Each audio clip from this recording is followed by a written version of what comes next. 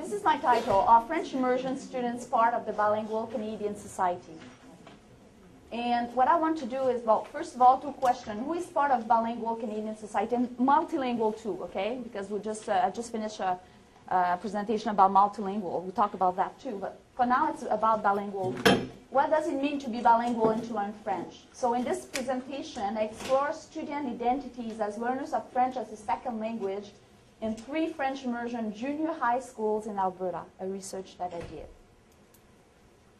So what we will see is that the students' identity, they are neither Anglophone nor Francophone, for some of them. These 2 concepts refer more to native speakers of Canada's 2 official languages, which is a concept that the states, institutions, people put in place, that we build that ideology or concept of bilingualism. In terms of bilingualism, students in French immersion are often compared to native speakers, and this comparison limits them as bilingual, from my perspective. In French immersion, we have students that could be part of the Canadian society, but most are choosing, or not choosing, but choosing to occupy a gray area, not recognizing or legitimizing, I have a problem with this word, their place in the 2 traditional world, because this is how the society makes them believe. We are building a society in which the value of being Francophone, Anglophone, bilingual, we are marginalizing people, others, because we have those definitions. We're building them too. So the question remains, who can be part of a bilingual society, bilingual and multilingual society, Canadian society? And very briefly, I'm talking about the research I did here, and thank you to the CISH for this. I did a 3 years ethnographic and sociolinguistic study in 3 French junior high schools in Alberta, in Calgary. And I used a qualitative approach, and I did interviews, about 100 interviews with parents, students, administrators, and people who work in French immersion. I did classroom observation with field notes, and I recorded also classroom interaction with kids. And those classroom observations I did about 4 months per year for 3 years, and once a week we were going in the school. So we were intensive working on that. And also I look at different also texts. So I look at the data from a sociolinguistic point of view, where micro-linguistic practices inform more on the global issues. So this is the background of it. So our history is comprised of a lot of challenge and issue regarding of who is part of the Canadian society.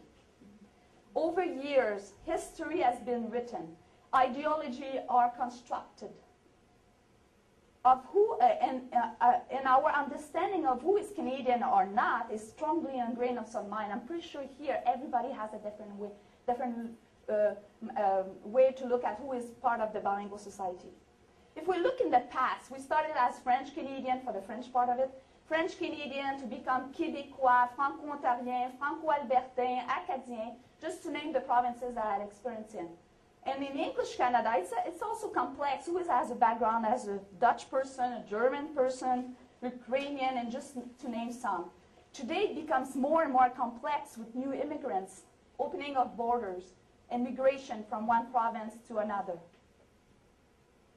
Several institutions and associations participated to the construction of identities by excluding and including others. It is complex to continue to build our world with others. Discourses are changing. Communities are trying to find their space in these new discourses, while at the same time constructing these discourses. And I look at the work of Heller and Labrie, 2003. Schools are a very important institution to construct identities and to promote bilingualism, multilingualism in the Canadian, and I will say, somebody said he doesn't like the word in multiculturalism. So I would like to change it. I don't know, the lady is gone, but she's not here. Schools are a major sites where we construct new identities. And especially with young people, new generation entering educational institutions, which are highly often reproducing the society in which we are. Bourdieu, if you know him. 30 years ago and more, French immersion was the response of a social change in Quebec for some parents, and it became available everywhere else in Canada. Studies in bilingualism at the same time, 30 years ago, strongly demonstrating that kids who learn a second language will develop additional skills than having only one language. And Fred Genesee just confirmed it again last 2 weeks in Vancouver. If you're bilingual, you have additional skills, and multilingual too. French immersion had the goal to allow the English-speaking population at that time to learn French and to have a better understanding of the culture of one of the other funding groups. And I put, for me, there's 3 funding groups, and you know who the native is, the other one, the First Nation women.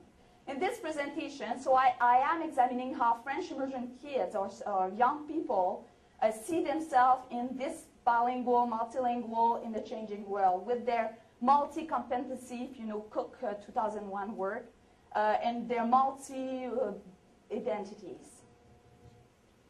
What I will do now is that instead of going to framework and data, I mix both of them because it will be quicker and because we have only 15 minutes. Often we look at how people learn languages and if they are competent or not in the language, especially in learning a second language. Often we compare the language learners to native speakers in order to try to understand if we are doing a good job as teachers or parents. As you see in this presentation, French immersion are often compared to native speakers if they're competent or not. I'm giving you an example here. So she responded when I asked her if your daughter is bilingual. I don't hear the same kind of fluidity in her speaking. I think her accent is okay, but I don't think she will be like, she says here, we could hear that she was a native French speaker. I'm sure there are certain words, and now she goes with the very different varieties that we can have. So I asked her again, do you think your daughter is bilingual? And she said to me, can you be bilingual after 8 years? And I said, I don't know, because I don't want to give the answer here. I don't know. And she said, I would think that, I would guess that more time will be needed, more exposure will be needed. I think she could become fluent. So in this extract, this mother, and this kid is in the French immersion since kindergarten. She's in probably grade 8 here. Compared to a native speaker, she questioned herself as, can we be bilingual after 8 years? To be competent in French, one has to sound more fluent, more native speaker. Montana and Gajot in 2001 mentioned the following regarding the advantage of bilingualism in schools. For these authors, there's 2 positions. Those who are concerned with bilinguals and the diversity of language history that they have, and others that are concerned with monolinguals and the choices available to them for second language learning. And they add, depending on one's standpoint and one's point of reference, learners are either individual bilinguals who command prestige, considerable prestige, or disadvantaged groups of minorities. These authors continue in saying that one of the major problems in this debate is that it is often taken monolingualism at a starting point, which means that bilinguals are being judged on the basis of criteria developed for and by monolinguals. For example, for French in Canada, those who are able to speak French or English and who is legitimate to do so, is very complex. And what we saw with different research is that to be bilingual, you have to be able to speak French, comme un francophone, in English without an accent. Oh, maybe I won't be in that category now. Okay, let's go with identities. So there's different research in Canada. Jérôme Lajoie did some research with kids' identities as bilingual. And Bloomark in 2005 would argue that this is not one identity, but identities that are constructed in practices that produce, enact, and perform identity. However, for an identity to be established, It has to be recognized by others. In French immersion, students are different from being Anglophone only and Francophone only. However, some of them, it's clear for them that English is their first language, and this is in French. Donc, ça fait longtemps que what I wanted to know is because they speak English in the classroom too, even if they say they don't. And c'est notre langue maternelle. Nous, on était petits, on a juste développé cette langue, on la parle à la maison et dehors de l'école, beaucoup plus que dans l'école. And there's also a difference between late and early immersion because the students who start French later, and this is what a teacher will say to me. Les continus se sentent bien là-dedans. Est-ce que tu penses que les élèves se considèrent des unilingues, bilingues, multilingues? Bonne question sur les continus. Je crois qu'ils se considèrent comme bilingues tardives. Non, ils sont encore à l'apprentissage. Oui, mais tu as l'impression que les continus, oui, si ils continuent, ça s'en vient.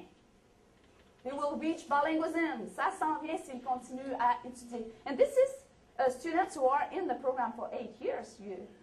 They are in grade 8. Now I would like you to take one of your extract there. And because there's a lot of people who don't have it, the handouts, I have to read it for you.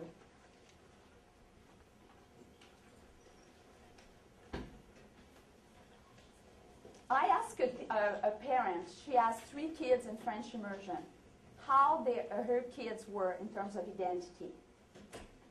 And if you look, it's the first extract, if you look at the middle of it, when she says, I remember in elementary school they called the Englishies.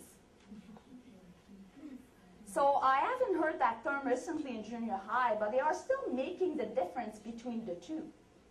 I don't think they associate with kids in the English program. Those are kids in French immersion. So I say to her, let's go back to the identity then. If they call them, the Anglophone kids in the English program, Englishies, then who are they? And she answered, I don't think they have their own identity. Very interesting. What does it mean for her? Is it possible that we don't have no identity?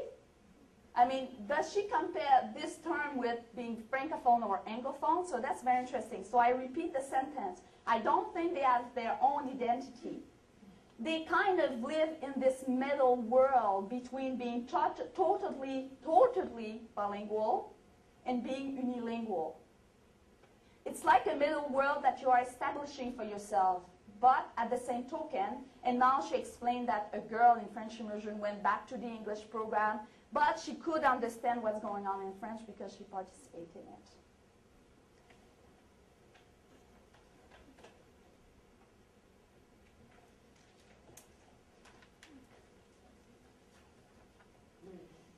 Researchers, talking about Heller and Martin Jones in 2001, looked at language and education from who is legitimate to speak, learn, use a specific language in a specific context. Issues of language and the value of what kind of languages is spoken and which one are considered good, appropriate or not, are connected to social, economical, and political interest.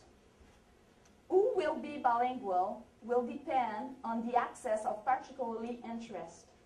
French immersion students, and this is a statement I'm making very loudly, maybe we can discuss about this later, are part of a marginalized groups where their speech community is not recognized in the nation. Just by saying they have their own speech, or their own way to speak French immersion. And they also stand in the static notion of ethno-linguistic identity, which is belonging to a language community, speakers of X language, and ethnic community.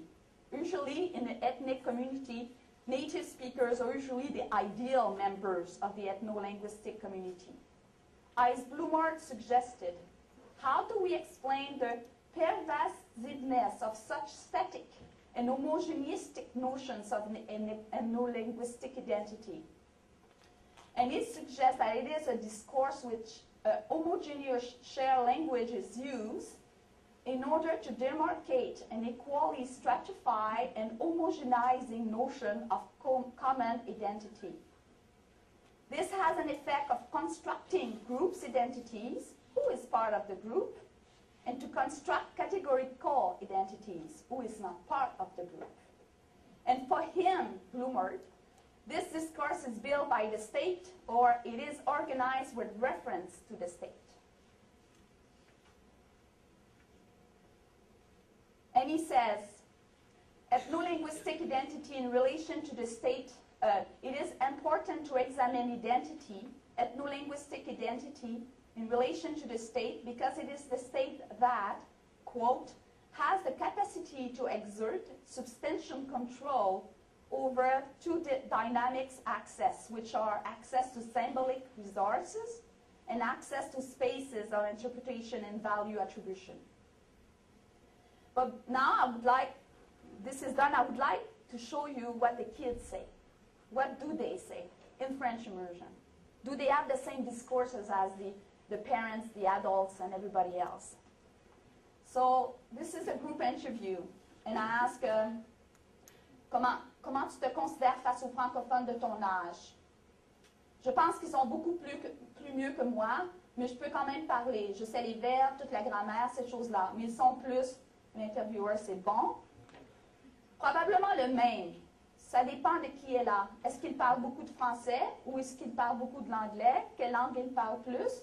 Alors, s'il parle le français, c'est probablement mieux. Mais s'il parle anglais, c'est probablement juste comme « we lost it ». And another student will say, je pense que ce serait comme une grande opportunité de pratiquer le français et de parler à eux en français. You see their point of view a bit different than discourse. That's why I think we have to work with the kids, the students. Another one. Whoops. Oh, you don't have it because it's behind. I want to go back here. So. This is the one, the sheet you have. This is the best student in that school. You remember I had 3 schools? This student, for everybody else, he was the best student in immersion. And look what he says. First of all, I ask him, what is French for you? And this is in French, but I'll do it in English. What is French for you? French, for me, it's an accomplishment. Everybody else in the school, because that was English and French immersion together in dual school, everybody, there's good kids in the English program. They succeed in everything. But me, I succeed in the second language, the same thing as they succeed in English. So this was an accomplishment for him. And when we say, but how you feel in front of francophones?